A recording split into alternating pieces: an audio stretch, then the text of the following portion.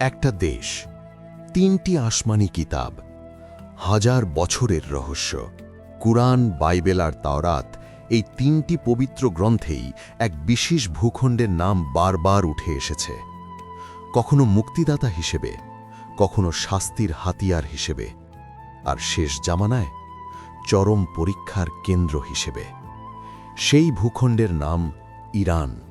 আজকের এই ভিডিওতে আমরা ইতিহাসের সেই চাপা পড়া ধুলো সরিয়ে খুঁজব সেই সত্যি যা হয়তো আপনি আগে কখনো একসাথে জানেননি। মক্কার কাফেররা একদিন মদিনার ইহুদি পণ্ডিতদের কাছে গেল। তারা জানতে চাইল, মুহাম্মদ যদি সত্যিই নবী হন, তাহলে তাকে এমন প্রশ্ন করো যার উত্তর শুধু আল্লাহই দিতে পারেন।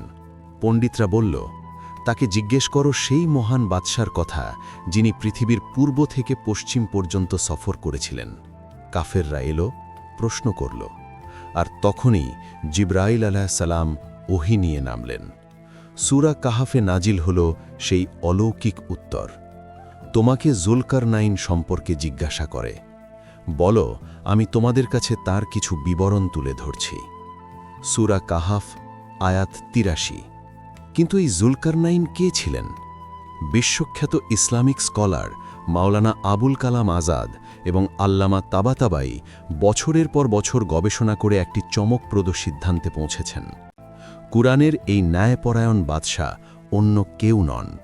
তিনি হলেন প্রাচীন পারস্যের মহান শাসক সাইরাস দ্য গ্রেট। আজকের ইরানের ইতিহাসের সবচেয়ে উজ্জ্বল নাম। হজরত সুলাইমান আলাইহিস সালামের ইন্তেকালের পর বনি ইসরাইল চরম বিপথে গেল। নবীদের হত্যা করা হল, অন্যায় আর পাপ ছড়িয়ে পড়ল চারদিকে। আল্লাহর গজব নেমে এলো ব্যাবিলনের জালিম রাজা বাখতে নাসারের হাত দিয়ে।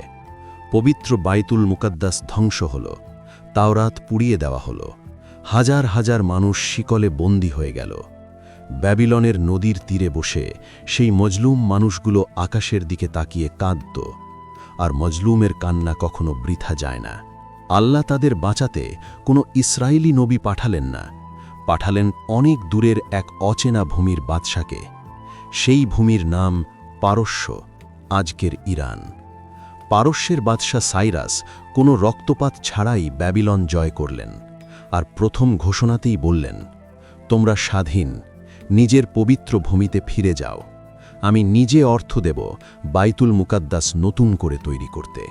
তাওরাত আর বাইবেলে এই পারস্যের রাজাকে আল্লাহর মনোনীত ত্রাতা বলা হয়েছে, একজন অমুসলিম রাজাকে। ভাবুন একবার, আল্লাহর হিসাব কত অদ্ভুত। ৬১৪ খ্রিস্টাব্দ, পারস্যের সম্রাট খসরো পরভেজ জেরুজালেম দখল করলেন।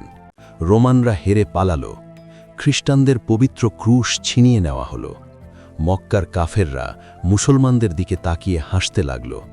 দেখলে, আগুন পূজারীরা জিতেছে, তোমাদের মতো কিতাবের লোকেরা হেরেছে, তোমাদেরও এভাবে হারাবো। মুসলমানরা কষ্ট পেলেন, আর ঠিক সেই মুহূর্তে আল্লাহ নাজিল করলেন সূরা আর রুম। রোমানরা পরাজিত হয়েছে, কিন্তু এই পরাজয়ের কয়েক বছরের মধ্যেই তারা আবার বিজয়ী হবে, আর সেদিন মুমিনরা আনন্দিত হবে। সূরা আর রুম, আয়াত ২ থেকে ৪। মক্কার কাফেররা অট্টহাসি দিল। হজরত আবু বকর রাদিয়াল্লাহু আনহু বাজি ধরলেন, আর ঠিক ৯ বছর পর, যেদিন বদলের ময়দানে মুসলমানরা কাফেরদের পরাজিত করছিল, সেই একই দিনে রোমান সম্রাট হেরাক্লিয়াস পারস্যকে চূর্ণ করে দিলেন। কুরআনের কথা অক্ষরে অক্ষরে সত্য হল। একটি অলৌকিক ভবিষ্যৎবাণী ইতিহাসের সামনে মাথা তুলে দাঁড়াল। ইরানের ইস্ফাহান শহর, একটি ধনী ক্ষমতাশালী পরিবারের সন্তান, নাম রুজবে। তার বাবা ছিলেন পবিত্র আগুনের পাহারাদার, কট্টর অগ্নিপূজারী। কিন্তু রুজবের মন সেই আগুনের শান্তি পেল না। তিনি ভাবলেন, যে আগুন নিজেই নিভে যায়, সে কিভাবে স্রষ্টা হবে? সত্যের খোঁজে তিনি একদিন প্রাসাদ ছেড়ে বেরিয়ে পড়লেন। সিরিয়া, ইরাক পেরিয়ে বছরের পর বছর ঘুরলেন। খ্রিস্টান পাদ্রীরা বললেন, আরবের বুকে শেষ নবী আসছেন। একদিন মদিনায় পৌঁছালেন, তখন তিনি একজন কেনা দাস।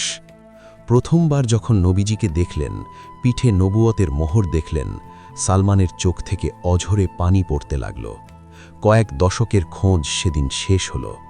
রসূল সাল্লাল্লাহু আলাইহি ওয়াসাল্লাম বলেছিলেন, সালমান আমাদেরই পরিবারের মানুষ। আর খন্দকের যুদ্ধে এই পারস্যের সন্তানই দিয়েছিলেন সেই অনন্য বুদ্ধি, পরিখা খনন, শত্রুকে আটকানোর সেই কৌশল। মদিনা রক্ষা পেল, ইসলামের ইতিহাস বদলে গেল।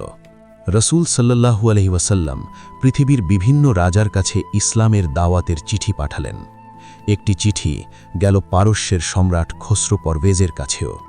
চিঠিটা পড়ে সম্রাট রাগে অন্ধ হয়ে গেলেন। বললেন, একজন সাধারণ আরব আমাকে চিঠি লিখেছে। আর নবীর সেই পবিত্র চিঠিটি তিনি টুকরো টুকরো করে ছিঁড়ে ফেললেন। খবর পৌঁছালো মদিনায়। নবীজি শুধু শান্ত কণ্ঠে বললেন, সে যেভাবে আমার চিঠি টুকরো করেছে, আল্লাহ তার সাম্রাজ্যকে ঠিক তেমনই টুকরো করে দেবেন। এই কথা মাটিতে পড়ার আগেই আকাশে কবুল হয়ে গেল। সেই রাতেই খসরুকে তার নিজের ছেলে হত্যা করল। আর কিছু বছর পরেই হজরত ওমর রাদিয়াল্লাহু আনহুর যুগে 1000 বছরের সেই পারস্য সাম্রাজ্য তাসের খড়ের মতো ভেঙে পড়ল। যে মাটিতে নবীকে অপমান করা হয়েছিল, সেই মাটিতেই উড়তে লাগল ইসলামের পতাকা। রসূল সাল্লাল্লাহু আলাইহি ওয়াসাল্লাম স্পষ্টভাবে বলে গেছেন, ইতিহাসের সবচেয়ে বড় ফিতনা দাজ্জাল বের হবে পূর্ব দিক থেকে। সেই জায়গার নাম খোরাসান, প্রাচীন ইরান এবং আফগানিস্তানের বিস্তৃত ভূখণ্ড। আরেকটি হাদিসে আছে, দাজ্জালের সঙ্গী হবে ইস্ফাহানের 70,000 ইহুদি। আজও সেই শহরে ইহুদি জনগোষ্ঠী বাস করে। কিন্তু একই সাথে হাদিসে এও আছে যে ইমাম মাহদির পাশে যে কালো পতাকাধারী দল লড়বে, তারাও আসবে এই বৃহত্তর খোরাসানের দিক থেকেই। তার মানে এই একটা ভূখণ্ড থেকে শেষ জামানায় উঠে আসবে চরম সত্য আর চরম মিথ্যা উভয়ই।